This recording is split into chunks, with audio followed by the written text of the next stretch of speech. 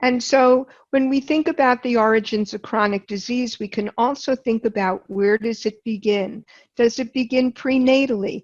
Was mom eating a lot of tuna fish and exposed to mercury when she got pregnant?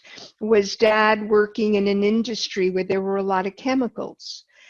So that all of this then gets transferred to the child. And we all know the studies from the Environmental Working Group and the American Red Cross that there's 200 plus chemicals in the umbilical cord at the time of birth. So we know that children are being exposed. So let's look at the environment for a moment and the possible chemical exposures, the stress and emotions that might impact their environment and their well-being, their diet or lack thereof, the same with exercise. Perhaps the children are young, but are they, the teenagers, using drugs or alcohol as a coping strategy or as a peer group pressure? Trauma that could have happened in their lives, whether it be emotional or physical, smoking, radiation, and how does all of this begin to close in on a cellular level and decrease energy, impair detoxification, affect the gastrointestinal system, create imbalances hormonally, create emotional and structural stresses, and oxidative stress.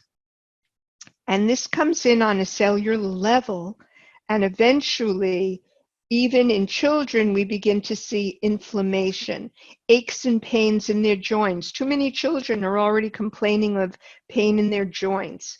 Inflammation could be in their gut, in their brain, in their basic energy production. So we want to be aware of how their environment might be impacting their energy. And when we talk about the environment, we're also talking about nutrition.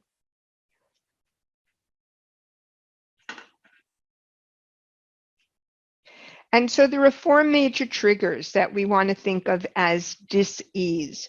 The toxins that we just reviewed, the food or lack thereof, the nutrients that one is taking in.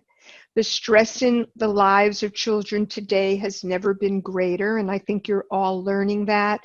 Yoga in schools, mindfulness practices in schools, this is becoming mainstream in many communities because of the need to work with children to de-stress.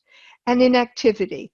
If they're feeling tired, if they're not eating healthy food, if they're stressed, they're not much going to feel like exercising and having movement. And how do we begin to change that and look at that? Looking at our integrative lifestyle health and well-being assessment, the one that's been recreated, for example, for the children.